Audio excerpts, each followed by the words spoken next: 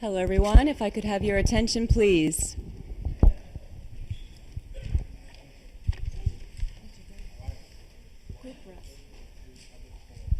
Welcome to the first of 3 of the public forums for our presidential candidates. Welcome.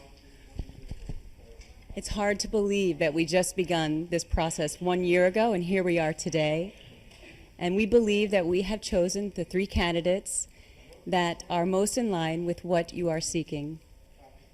We engaged the community, the faculty, the staff, and the students in this process for searching for our next president. So thank you all very much for your participation. I'm Dwayne Halliburton, Vice Chair of the Board of Trustees, also Chair of the Presidential Search Committee. I'm happy to be here this afternoon. We have a great presentation planned for you today. I'm going to go ahead and set the agenda for the afternoon. First, we're going to begin with the candidate's presentation for 30 minutes, and then we'll open it up to the audience for questions, comments, and answers. We'll line up to the right of the stage. Please walk to the front of the stage and stand on this beautiful yellow X marked on the stage, and walk back to the other end of the stage, and the candidate will respond.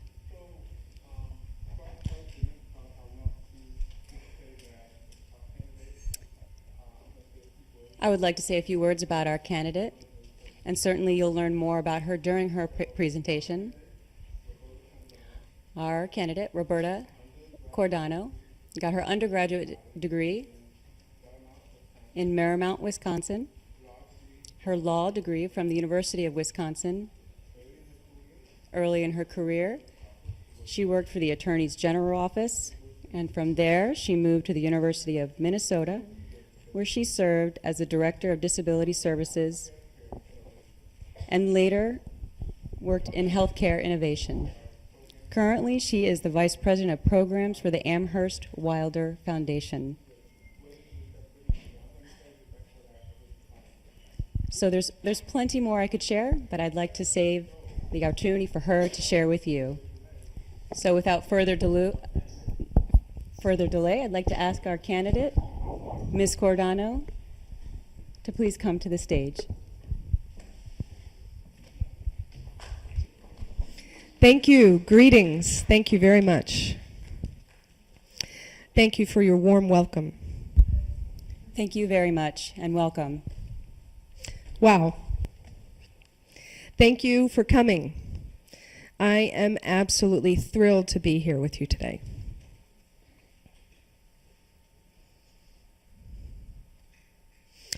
And what a long journey for me. What a long process that has taken me here.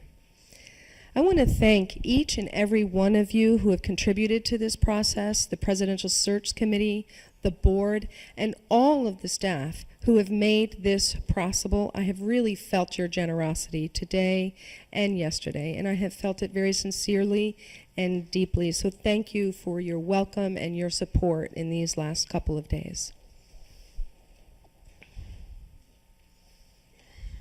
It was a full 60 years ago that my parents met here on the campus of Gallaudet College. They met and fell in love. They had 3 children, the eldest being Mary, who's class of '83, myself, and the youngest being Patty. My father, Waldo Cordano, class of 49, Jean Cordano, 51. It is because of them that I'm here today.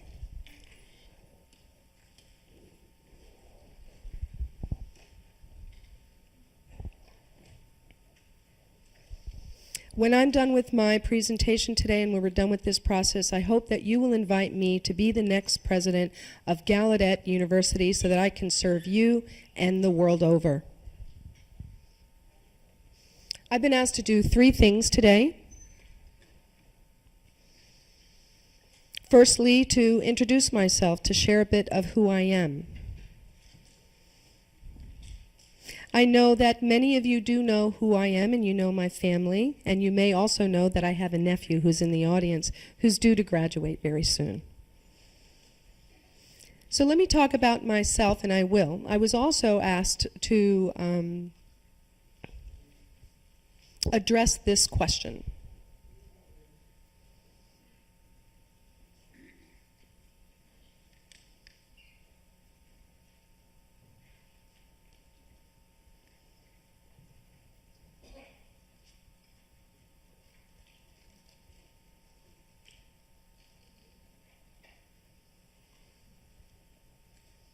And basically, this is a question asking me how I will lead transformation here at Gallaudet University. And how would I do that specifically within the period of the next 3 to 5 years, and do it in a way that we preserve the language and culture of our community? I think I understand this question a lot more than before when I came here, because I spent the day with you all yesterday. And I realized that this question is about hope. That's what it's about. It's about hope. And so I'm going to try to address that question. When you hear me talk about transformation, I believe that that word really is more about hope. And I'll hold that thought and expand on it a little bit more later in my presentation. The third thing I was asked to do today was to answer questions from your audience, and I am thrilled to get to know what it is you want to know. So by way of introduction, let me say what led me here. First and foremost, language is what led me here. I am a bilingual individual. I grew up with deaf parents. ASL is my first language, and it is the language of my home. I acquired English through reading, and I read a lot. Magazines, books, newspapers were found everywhere in my home. And of course, we had the Reader's Digest. Our home couldn't exist without it, much like many other deaf homes. So I learned more English, of course, in the school systems. But what's most important for me in this is in terms of language, is my experience in working for the Metro Deaf School in Minnesota. It was the second charter school in the United States. It was the first charter school for deaf and hard of hearing children, and it also served deaf children, deaf-blind children. And it was based on a bilingual philosophy. I got involved with that work initially because they wanted a deaf attorney, and I was very excited to use my new attorney skills in that endeavor. Secondly, I had a strong connection with that vision. I believed in it. And I realize in retrospect that I believed in that is because that is very much the values I grew up with. I grew up with both ASL and English. So my life really is about that philosophy. And I don't need to preach to the choir. You all know the value of bilingual education, and you know the value of that philosophy. And my heart and my mind are very connected and in support of that idea, that mission, and that endeavor. The other thing that led me here is community and a sense of belonging. I grew up in Delavan, Wisconsin. By the way, hello to Delavan people. I know you're watching. My father taught in the school there, and we had a strong deaf community.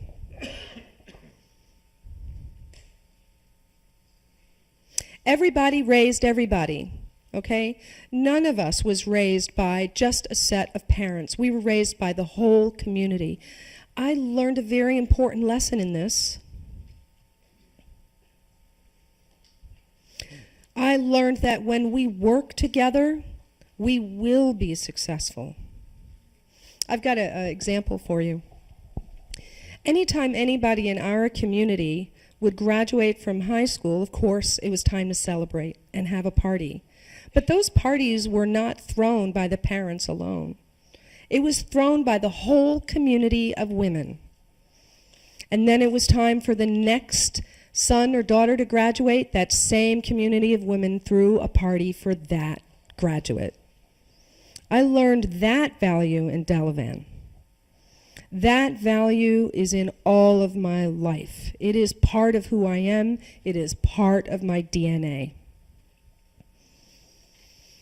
That value creates a sense of belonging.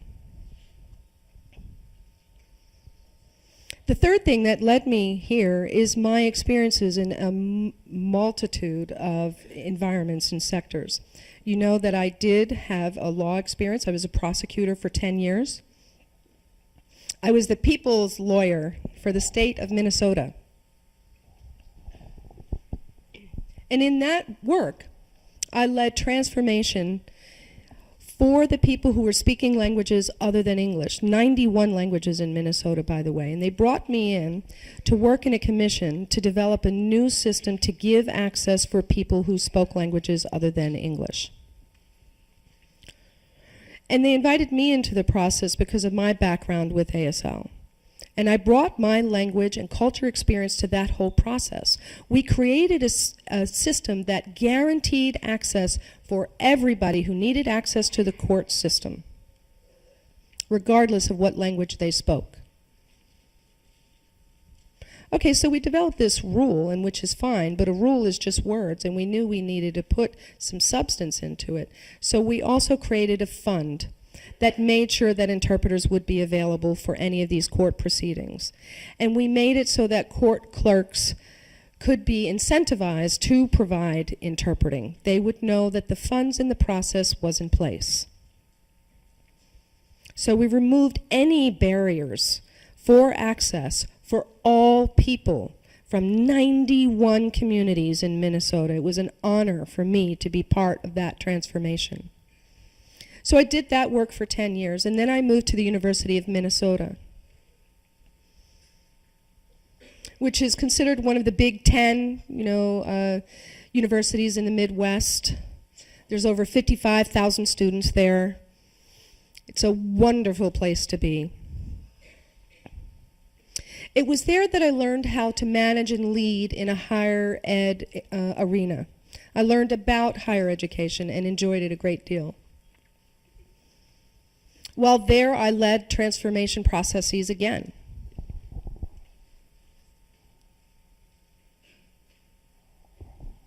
What we found is that people who were sick, who had cancer, who would fall, who couldn't work might go down a certain path. But if you had a disability, you got a different type of support. We convinced the University of Minnesota to become the first public university to adopt a system that was called integrated return to work. And what that meant is if you were sick with cancer, you were out long-term for some reason, or had to adjust your hours, that you would be served by the disabled student, the disabled office, the same way a disabled person would be. And that way we could remove the whole conversation about whether somebody was sick or disabled and what kind of support they needed or didn't need. They all needed that support. That was the transformation. I then became the assistant dean of Hubert Humphrey's Institute of Public Affairs. And I worked with the dean as the chief of staff. And one of the biggest things that we worked on there was to design a strategic plan for the college. It was one of the first top 3 public institution colleges at the time. And we built a vision that would last 12 years, we called it Humphrey 2020. And how I will lead here, what the skills that I bring here, I very much gained in my experiences in these places, including nonprofit, healthcare, and social services. In the last 5 to 7 years, I would say the biggest transformation experience I had was about health equity. What I did was engage and lead a community to establish principles and call them to action. We wanted to ensure health equity, especially for people, elder people who had dementia or Alzheimer's.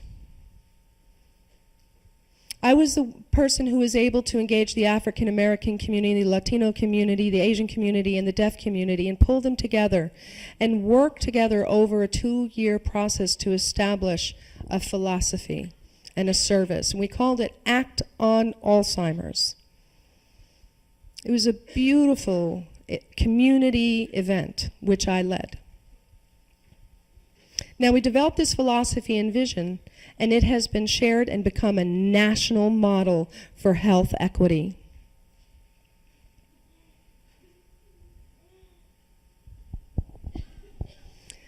And then there's the Metro Deaf School, of course, and I mentioned that in my introduction. But that was transformative for deaf education for the whole nation.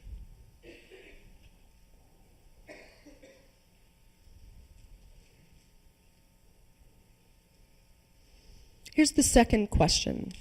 You saw this already. Again, as I said earlier, I think the question really speaks about hope. But I want to ground this conversation first. Gallaudet has a mission and a vision, right? And that's at the core.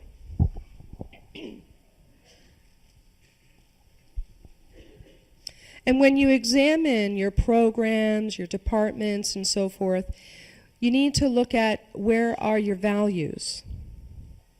And so I asked that question of myself. Values are like DNA. And they're always grounding. When we agree on our values, when we have that kind of common understanding, we become grounded and strong, and we can accomplish anything. Let me add something to this. When we have shared values, we can collaborate in different ways that will move us towards the hope that we have for Gallaudet. The future is strong, but we as a community have a lot of work to do to make sure that we are truly engaged and we really feel that hope for the university's future. Gallaudet still is the only place in the world like itself.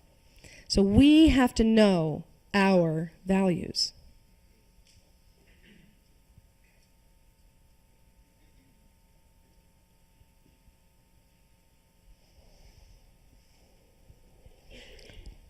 So I asked myself about my own values as I was looking at the values of the university. And I do see that the values are there, but they're they're there. But I had to look a little bit harder for them. And one of the reasons why I'm here is because I believe there's a fit between my values and your values. And these are the values that I think are a fit. Full community participation and leadership.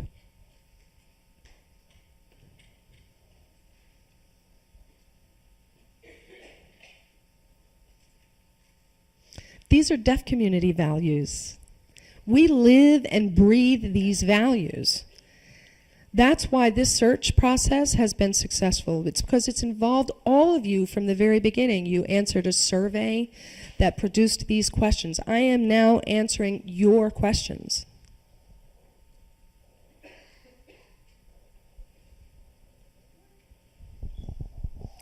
Gallaudet is at its best when we all feel united and engaged, and that comes from all levels. Think of the Deaf President Now movement. Leadership came from every corner of the university and the community. Am I right? It was definitely not the work of a single individual. Community leaders came together. Students were at the front, and the community and faculty were behind them. So hold that image when we're talking about hope. We can be that university every day.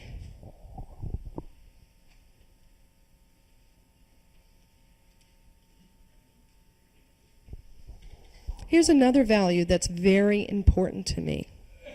This is listen to learn. And there's a lot of different ways that we can sign this or talk about this. But I really want you to understand that I'm talking about listening, attending at a deeper level. Listening with the intent to learn.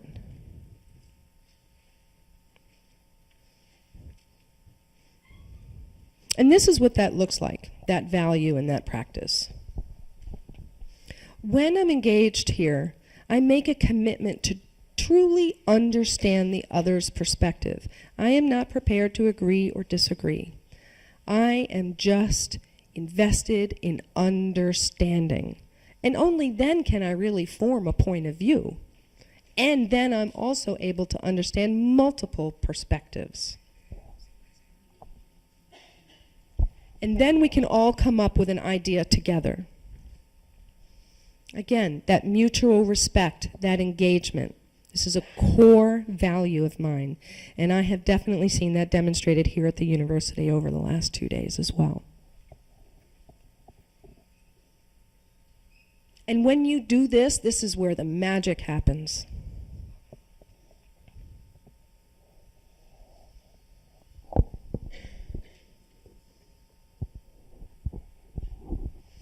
I'm going to talk about consensus. You know, when you develop consensus, you all come to a place where you can see an idea, and you can see yourself in that idea. And that makes it easy to move to action. That makes it easy to be accountable because you know it's your idea also. That's what we need to do. We need to start with that first act of listening to learn. A third value of mine is bilingualism.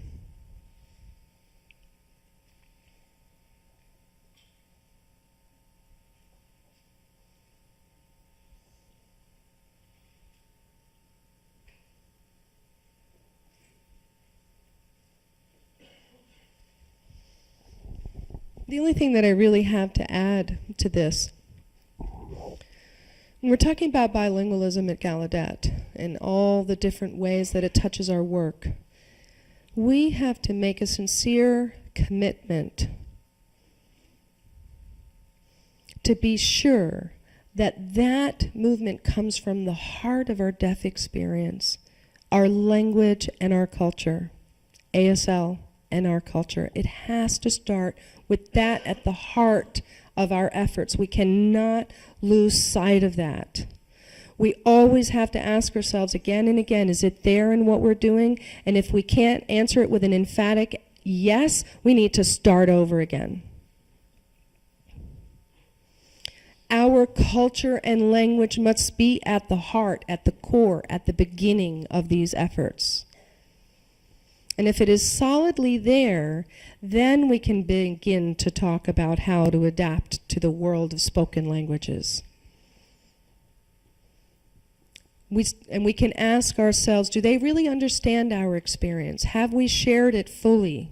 And can we connect with their experience? This is all very critical.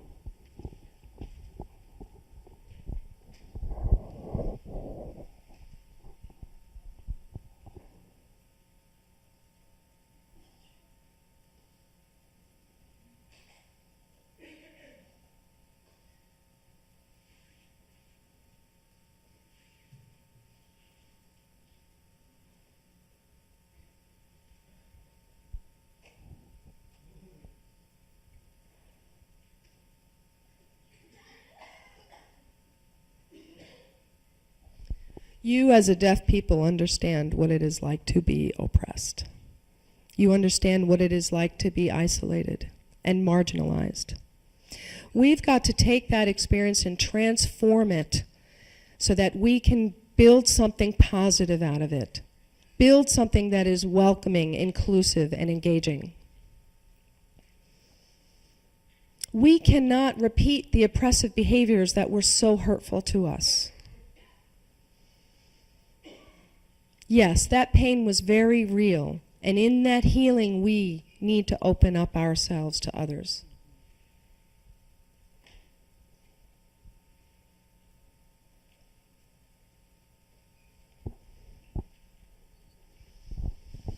Moving to the next section, which is about leadership.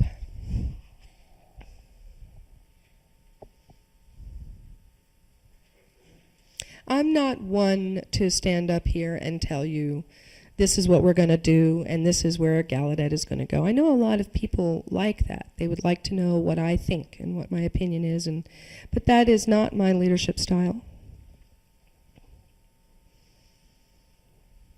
As you saw, I mentioned that I value participation and collaboration. That is my style of leadership, is to generate ideas collectively. Those processes will be used to transform Gallaudet. Those processes would be based on the values that I shared with you already.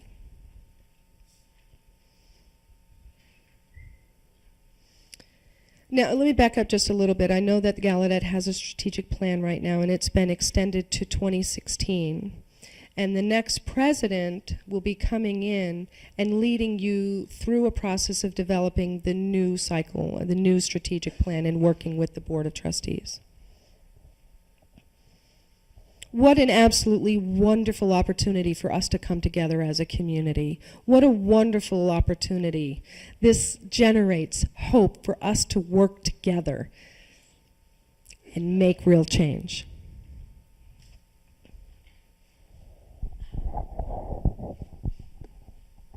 Okay, so I've talked about vision and values.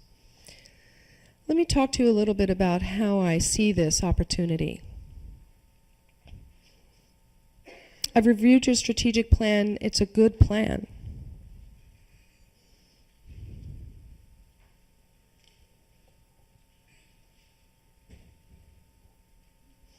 And there are many things within it that I would call core strategies, or the bread and butter of Gallaudet's work.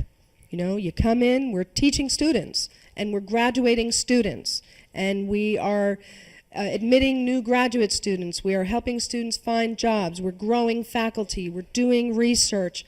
We're teaching. That's the bread and butter of Gallaudet University.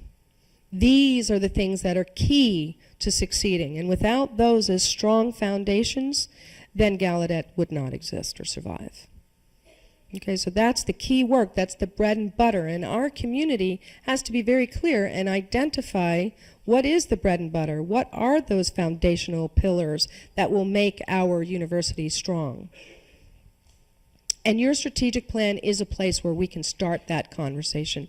There are many things in there that would continue as well.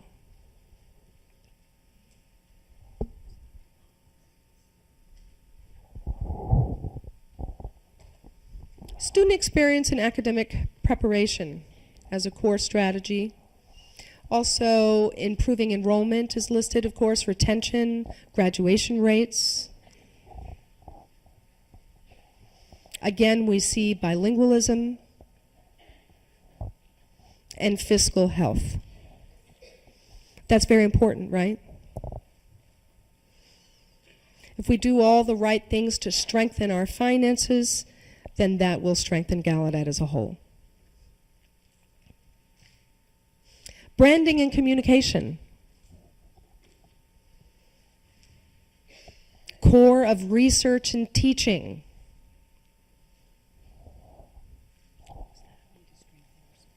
We need to strengthen our support in that area. Making sure that our students are ready for the work world. And another core strategy calls for strengthening the ties with alumni. Again, that goes back to the idea of not only asking people to move towards us, but having us move towards them.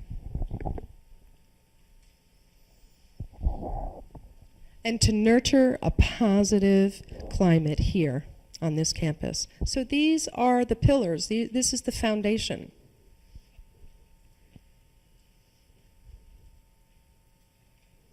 And what I see in your current plan are seeds of these ideas. Seeds for innovation and transformation. I'll give you an example. The 6th Street project. You know, it's not just a development project, it's way more than that. It's a way that bilingualism can express itself through the concept of deaf space.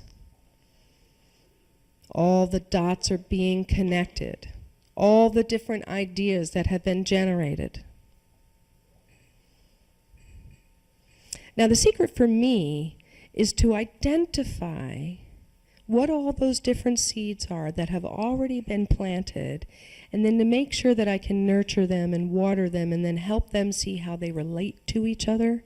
And in that, transformation will happen. As a community, we really need to turn our conversation to transformation. We need to ask ourselves, what does success look like?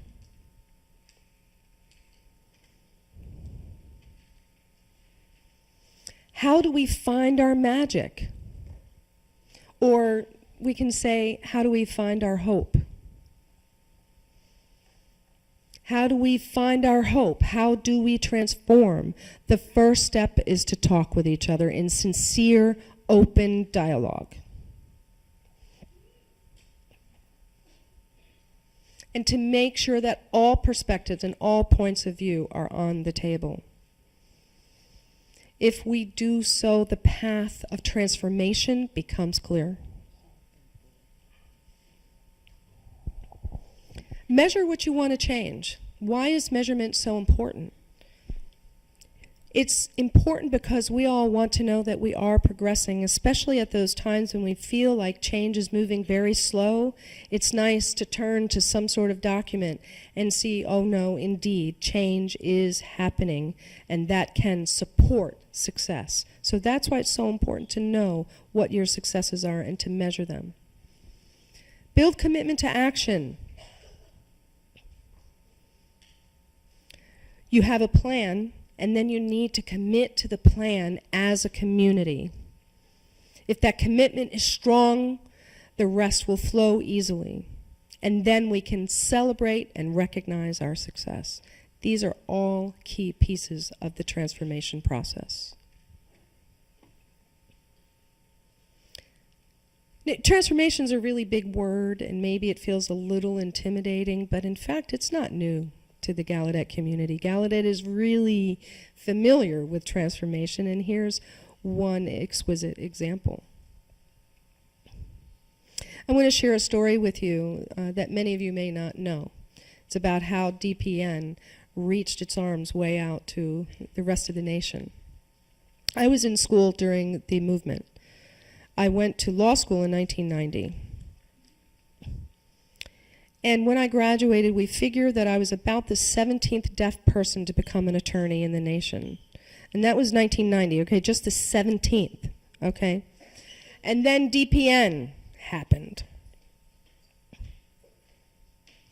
Did you know that in the following 10 years after this event, 300 to 350 deaf people became lawyers? And yesterday, Kelby Brick told me he thinks that the number is upwards of 400. That's transformation. Are we telling our story? What's of interest to me is that, you know, here at Gallaudet, not much changed in terms of curriculum and instruction after DPN, but the world changed. And law school's perspective of Gallaudet and its graduates changed a lot. That was the power of that movement. And I know there are hundreds more stories like that. Where are they? Who knows them? Who's collecting them? That's part of how we can build hope for the future. And that's the magic of this community. That's when we're at our best.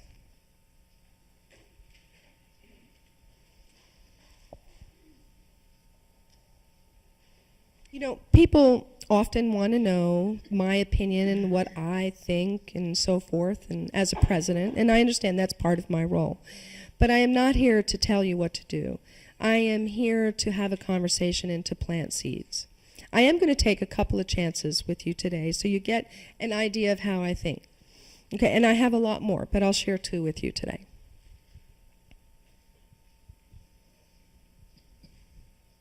There's a lot of research and teaching out there about deaf people and our language. And a lot of that is going on without the participation of Gallaudet University. What if we insisted that no research could be conducted without the presence and leadership of deaf people? You know NAD's phrase, nothing about us without us? Same idea.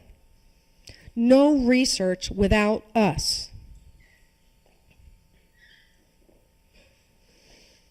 You know, there's a hospital nearby, Johns Hopkins University, and this very, very prestigious hospital, right? They're conducting research on Alzheimer's and dementia. Do you know that they found, by the way, we have over 23 million people here with undiagnosed hearing loss in the United States. Okay, so a lot of people with hearing loss who don't know it or haven't been diagnosed with it. And what this research project at Johns Hopkins bore out is that if people do have a hearing loss and go undiagnosed, that they have a risk of showing symptoms of dementia and Alzheimer 5 years earlier than the average. You know, we all know about what happens when somebody goes into a nursing home and they don't have language access and they don't have people around them. They deteriorate, right? That has been my experience. And that's the parallel. You get isolated because of the hearing loss, and that leads to that deterioration. Where's our story in Johns Hopkins research? I want to partner with them. I want to tell our story. We have a lot to teach people about hearing loss, even later in life. We know how to live with hearing loss. We are the experts. We need to be at the table.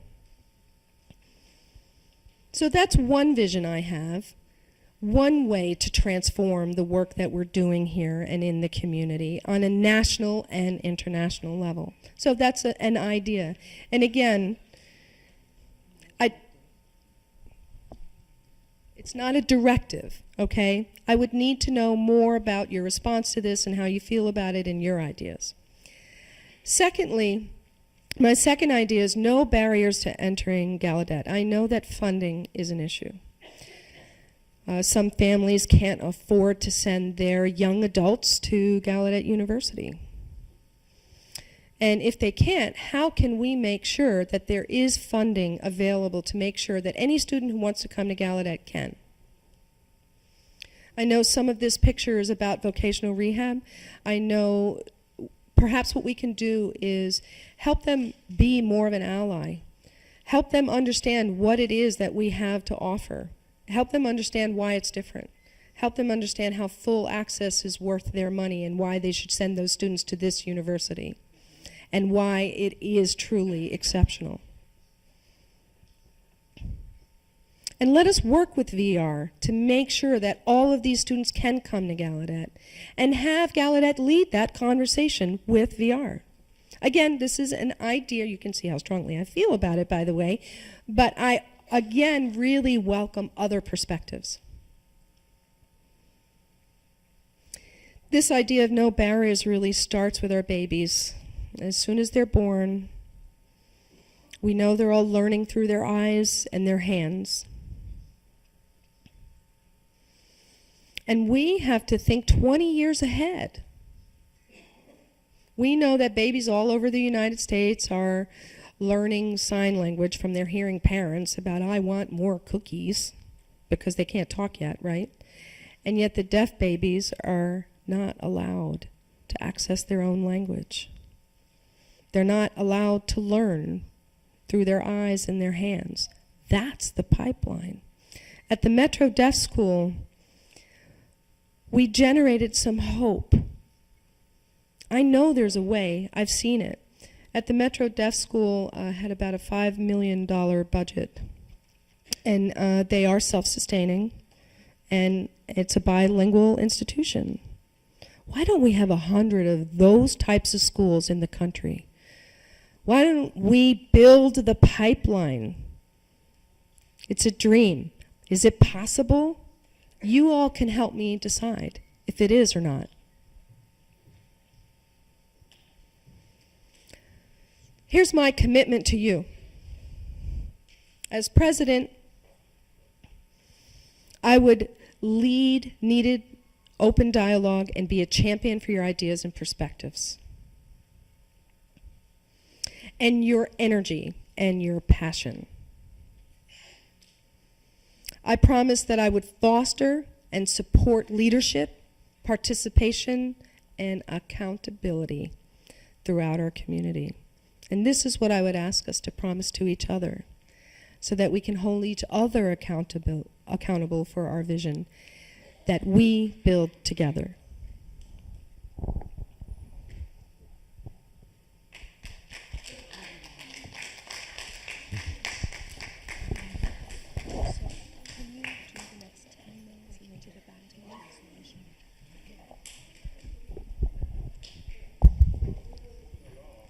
Thank you so much.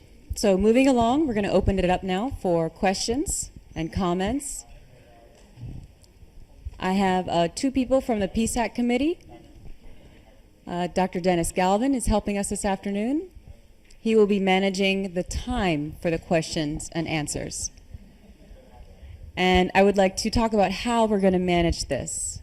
We want to make sure we don't duplicate questions. We also are limiting your stage time to 90 seconds. Also ensure that your questions are relevant to the presidential candidate process. So please go ahead and begin with our first question.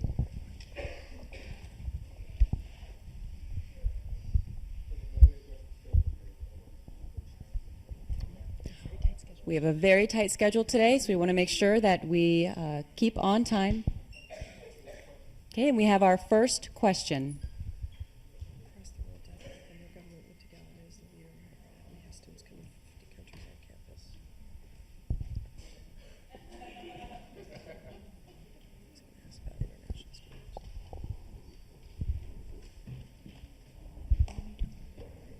Very nice to see you. Very nice to see you too. Thank you, and I appreciated your presentation. It was wonderful. You know, yesterday we talked about the committee and the council getting questions, and we brought them to the forum yesterday. And actually this morning I got another question. I'd like to present it today. My name is Kojo Amisa, and I work in the Career Center. So the question I have for you is, across the world, deaf people and their government look to Gallaudet as the leader in higher ed. We have students from 50 countries on campus. They work here and they go to school here. It does not yet seem that university is engaged in international decision-making and are not skilled in providing guidance and consultation. Beyond our efforts to recruit students to come here, how can Gallaudet University advance a climate and a culture of deaf people across the world? Thank you for that question.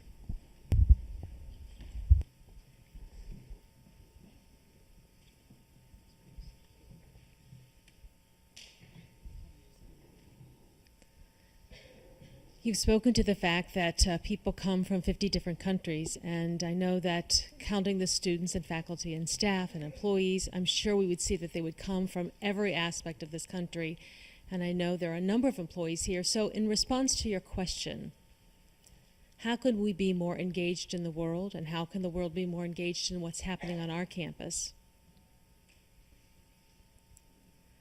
I think there are two things that I can say in response to that question.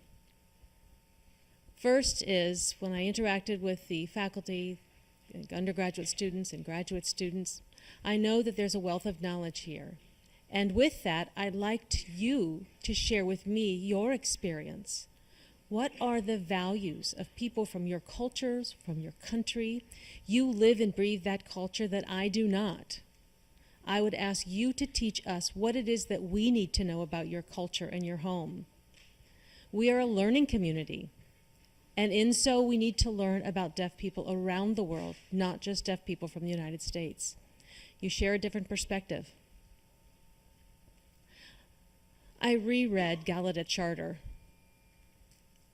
As we all know, Abraham Lincoln signed that charter, and it set forth the mission of this university and our promise to give higher education opportunities to deaf and hard of hearing people, and hearing and deaf blind people as well, basically all people within our community. That's Gallaudet's mission. It was signed by an American president with a very American-centric vision about how that was to happen. And of course, we're responding appropriately to that charge. But we understand that the world may see Gallaudet differently. Parents now want more for their children. They want their children to come to Gallaudet, and then they send their children away from home hoping that they will acquire an education here. And that's a tremendous amount of trust that they give us. We need to hear their stories. We have to make sure that we fully understand our mission. And is there more we could be doing? I would suggest that we can serve a world of deaf people. Gallaudet can have a presence because we know that many people from around the world come to Gallaudet. The only way we can do that is to start with people who are from those countries who come to Gallaudet. As we learn to understand their life experiences, we better develop a vision and understanding of what we can do. Perhaps working through our state departments, reaching out to those embassies and those governments to better understand where deaf people are around the world. How can we develop opportunities for them in their countries? And perhaps not expecting all of them to come here, but rather looking to opportunities that already exist there. A question came from a student from Iran just the other evening at the student forum. And that student talked about the potential of our establishing a university in his home country. And the question was, where would faculty come from if we were to do that? If we were to have other international universities around the world, we have to think of ourselves growing into that kind of a vision in the next 20 to 30 years. It's not something that can happen overnight. Or perhaps Gallaudet can be a center for higher education for other places around the world. And yesterday, interestingly enough, I learned that there's a concern that for individuals who went to the World Federation of the Deaf perhaps 20 years ago, they experienced an environment where many different sign languages were present, and each bringing their indigenous idiosyncrasies from each of their countries. Language diversity was very well observed and evident at WFD. The same person shared that recently the experience has been very different at WFD. ASL has very much monopolized many of those languages, and they become more like ASL. We have to be very aware of the imperialism of American Sign Language and how we come and take over those languages, and those languages no longer flourish and emerge. We have an unintentional impact with our presence, but we have to consider what that impact is, and these are the kinds of questions we have to come together and respond to as a community. I hope I've responded to your question.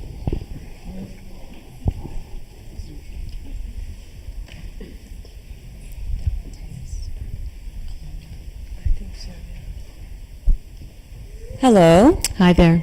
my name is Deborah Titus, and I'm a Gallaudet graduate from class of 82. I'd like to ask you, what could you do to rectify graduate programs when students who leave the university with a master's degree without English proficiency? Because I have seen, and I'm very aware of graduate students who leave with a master's degree and do not have proper English proficiency. This is very important. And what would you do about that? Thank you for your question, and let me clarify to make sure I understand it. Your concern is with the graduate programs where people are leaving those programs without having adequate English proficiency. as another person receiving that same degree may have had expectations that they would have English proficiencies. And I'll give you a moment to sit down before I respond. Okay, thank you.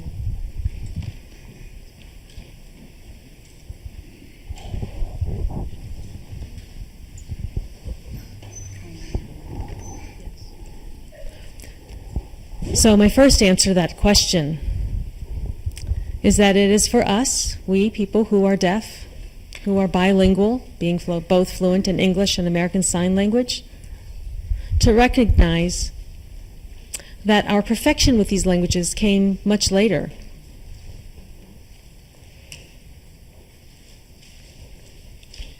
My mother became most proficient in English when she got to be about 30.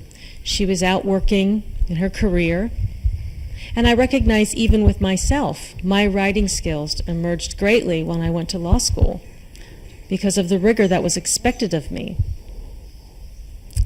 I understand that writing and improving on that writing is a lifelong process.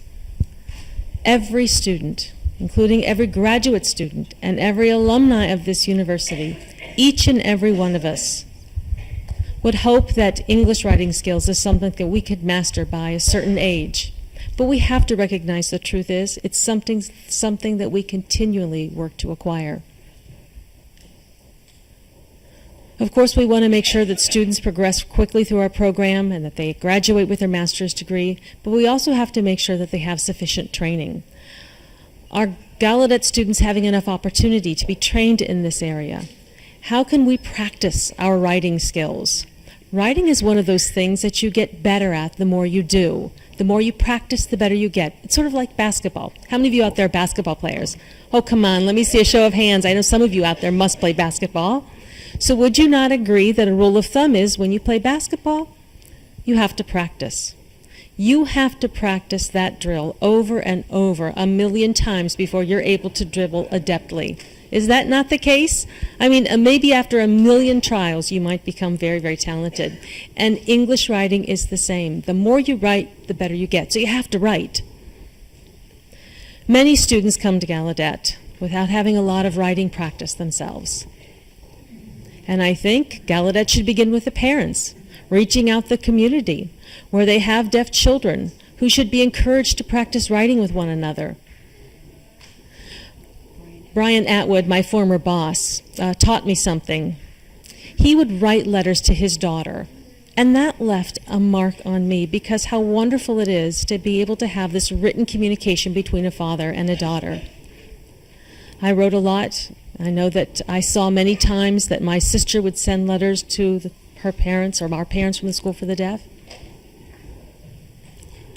And every letter I got from her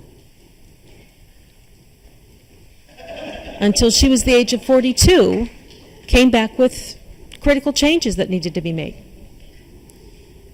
So I don't want to be critical of someone else and make them feel poorly about who they are. I know deaf people work very hard to get their master's degree and advance to their doctoral degree. We need to be in a position where we're supporting everyone so that they're best prepared. But at the same time, that means we may have to give up a bit on our playing with our electronics.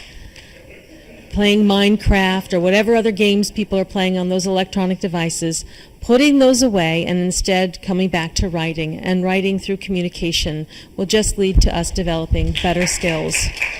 Someone told me there's an app that's out there that helps you practice your writing skills. If it's not, someone should invent one. Hello, thank you for your presentation. I'm Conrad Baer. I'm a fourth-year student. You know, Gallaudet University is a bilingual university. You know, we have a program called Jumpstart, and it's offered for those who are new signers to immerse themselves into the language and community before they begin classes. Usually they come with very strong English skills, and they're here to learn and develop their ASL skills. But what about those students who have very strong ASL fluency but need support in their English fluency? How can we create some equity and support there in our programs? Just to make sure I've understood the question, I understand you have a program called Jumpstart, and it's intended for new signers to give them a little support to acquire the language. And you're asking about a program that at this time is non-existent for individuals who are adept in ASL but who are still working on their English skills. Did I get your question right? That's right. I just want to make sure I'm following you. Last night, I have to say, he asked me a question last evening, so when I saw him come to the stage, I thought, oh, you know, I'm going to maybe not see him until tomorrow, but here he is back again today. So great to see you again. In response to your question, I think you've just given us an idea. And I would say, make that idea happen. Just do it.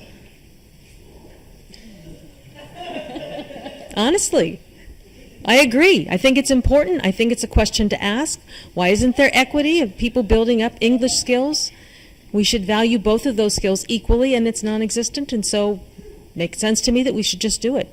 I think through community discussion and engagement, we can work together as a community to make that happen.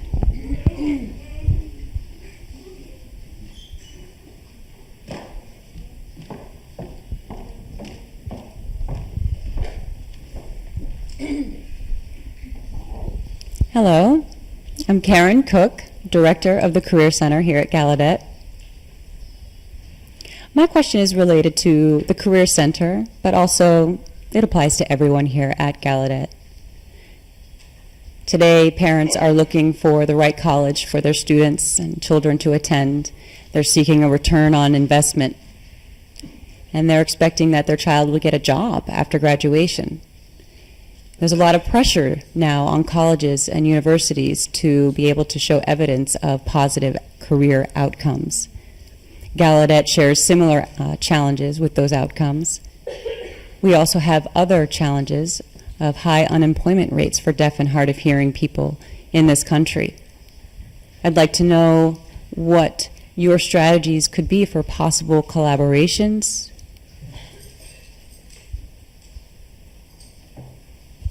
to impact those career outcomes and to ensure that Gallaudet students will be successful and have a successful transition from graduation into their careers. Thank you for that. And just to repeat the question back, one is about employment, making sure there are opportunities available for deaf students, and how many deaf people out there are unemployed, and how would we address that.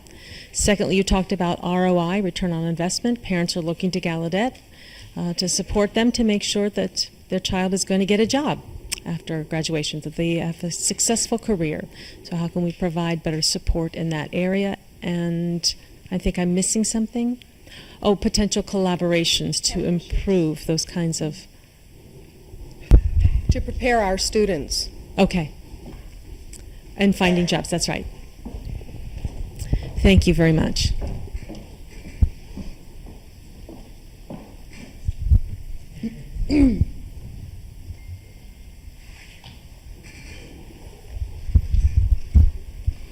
I think what's important about her question is recognizing a fact that I think, again, is very important for us to consider as a community.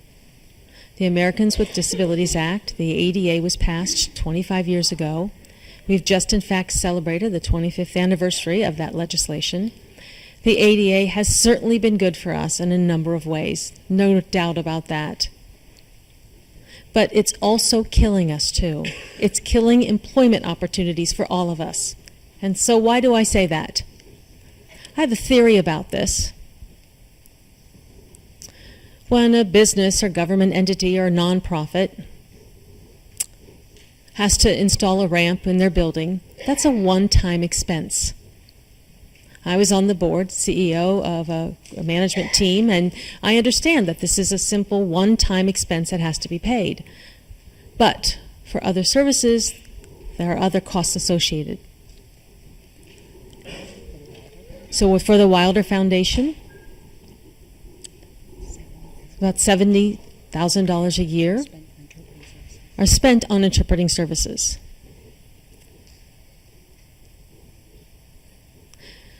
However, my experience is, and again, I'm very fortunate in the employment opportunities that I have had, that I've been promised that they would hire me because they believed in me and what it is that I brought for them. They believed in the skills that I would bring.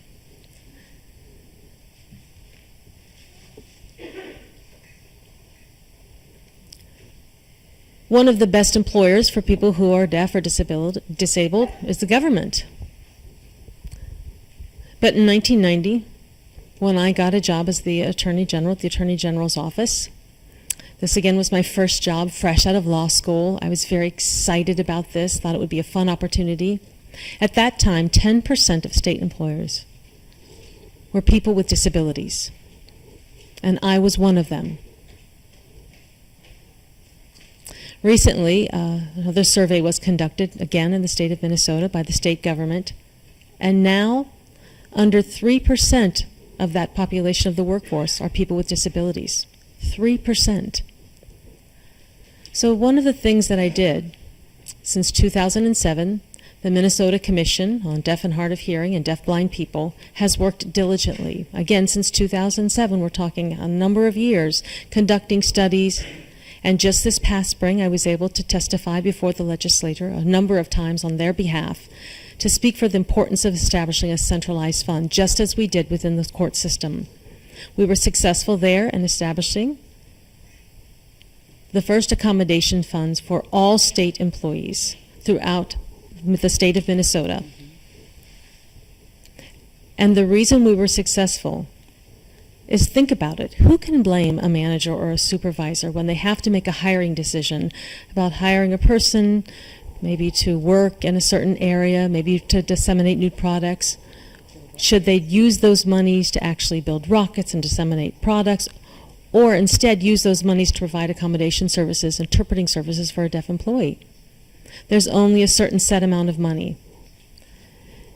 Unfortunately, people make the right decision to hire the right person for the job and not concern themselves so much with accommodation costs. But I would love to see Gallaudet be a leader in that discussion.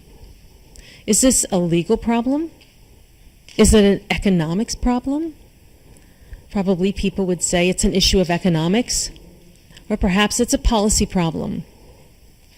Looking to the rules and the regulations that govern us, we really have to take a good look at why this problem exists. I think through the ADA, it's been very successful in making sure that people with disabilities were able to get accommodations to whatever they needed on a daily basis. Readers for people who were blind, accessibility physically for people who used wheelchairs, and of course interpreting services for deaf people. I believe we can partner to better understand. But we have to make sure we're really looking to our students and making sure that our students are getting gainful employment.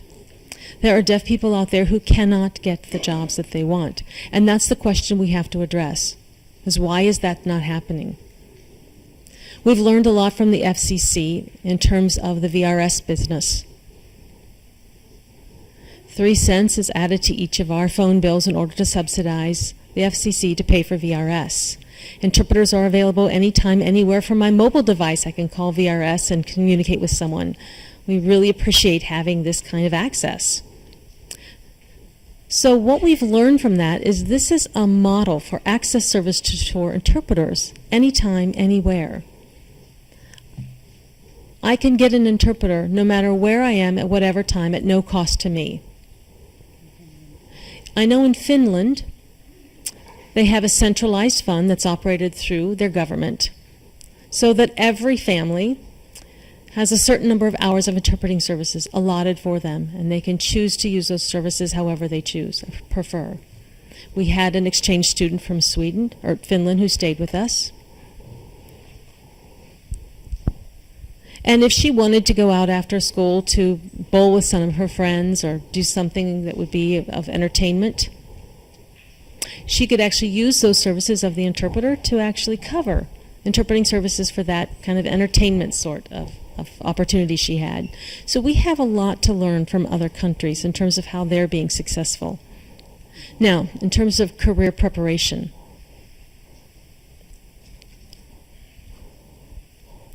my experience with the workplace really tells me that people who are developing their leadership, their social, emotional skills, are those people who are most successful because they have those skills. It's not just what you know. When I was in law school, I saw some terribly bright people who had all the book knowledge there was to have, but they did not have any social skills. And they struggled more to be able to find employment successfully, because being employed requires that you have strong leadership, social, and emotional skills.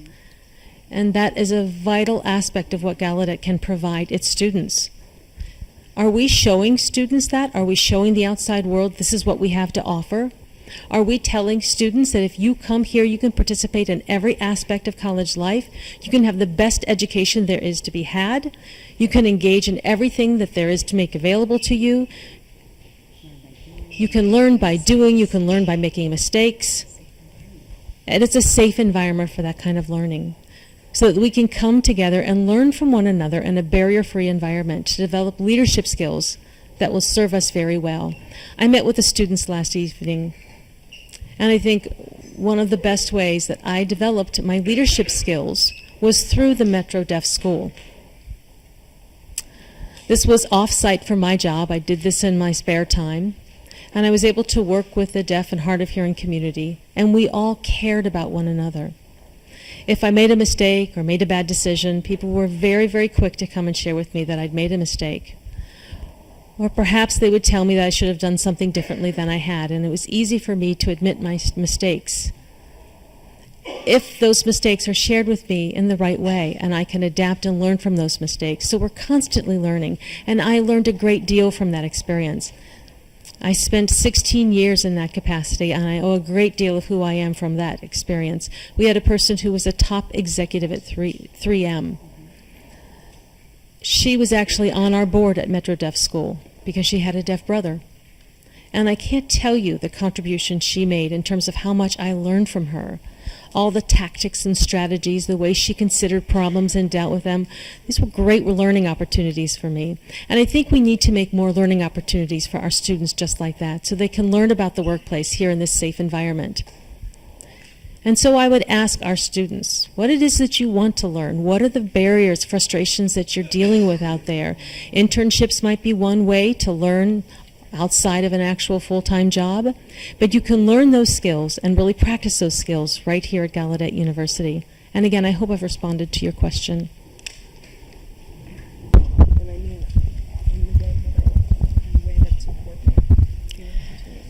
Hello.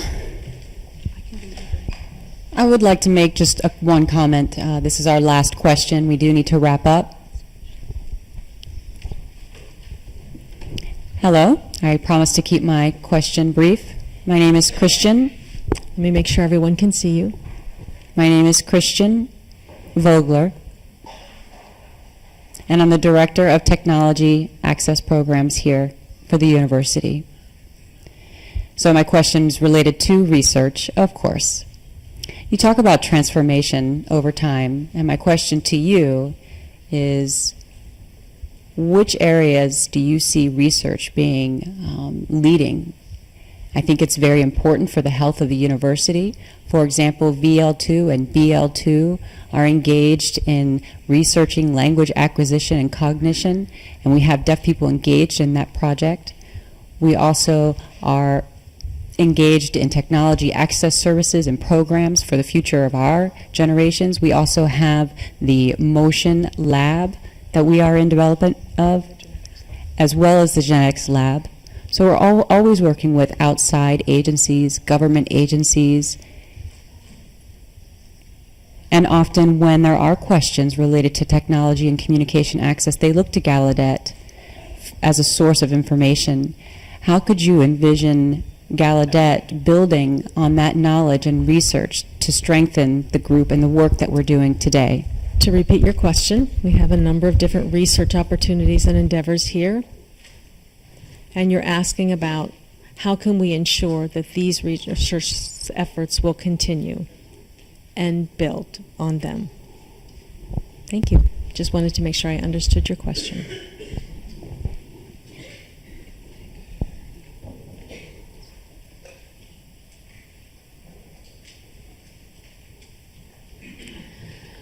One of the keys to change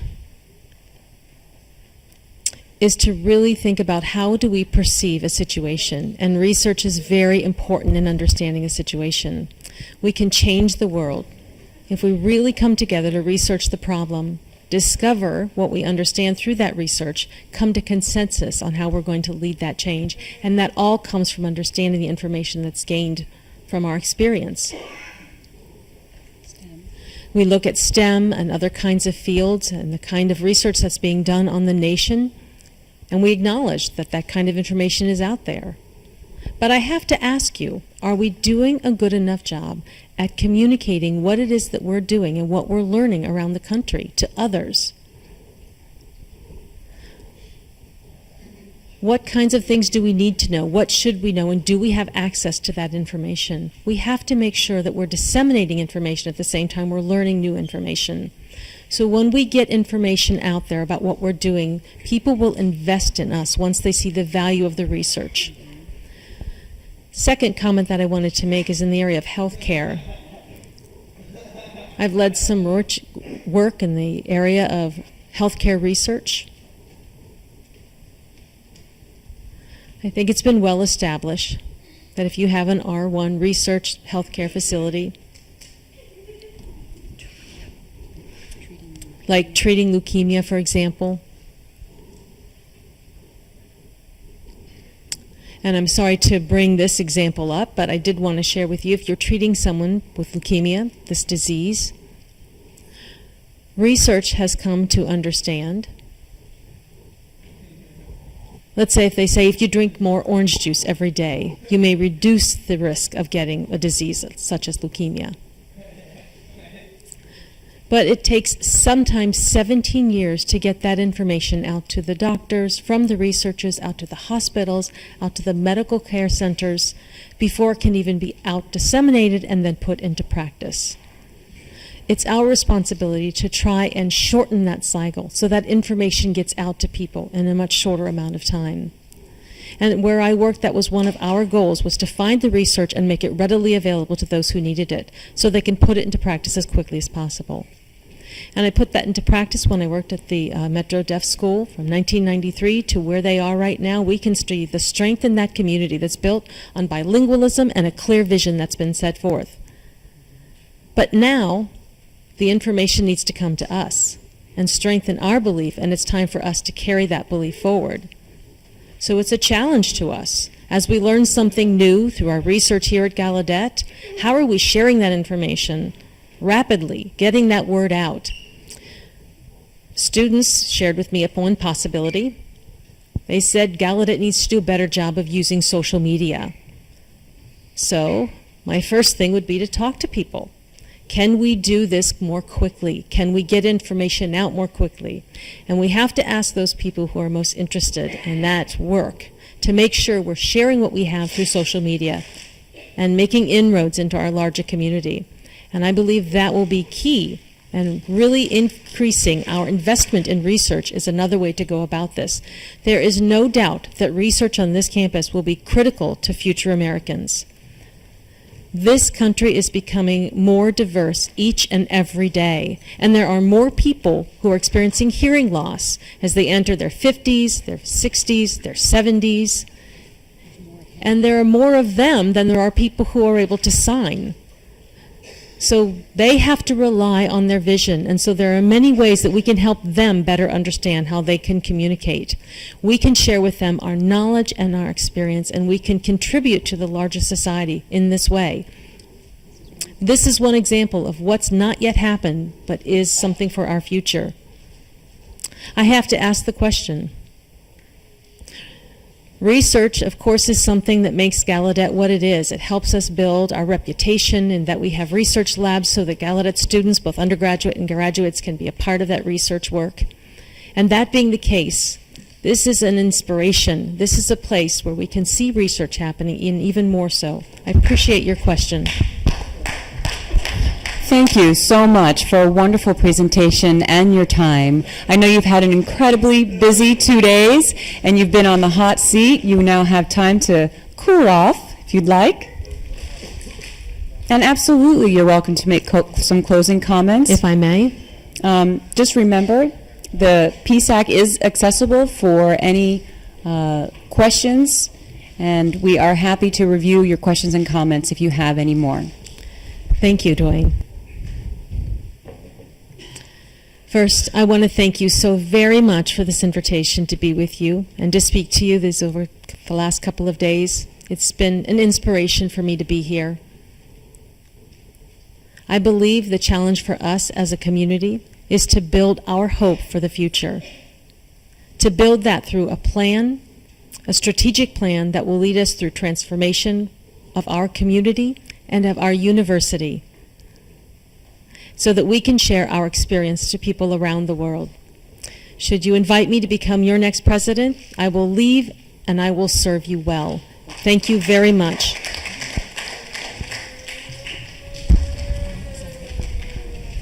Thank you so very much. Thank you, everyone, for your time. Have a great day.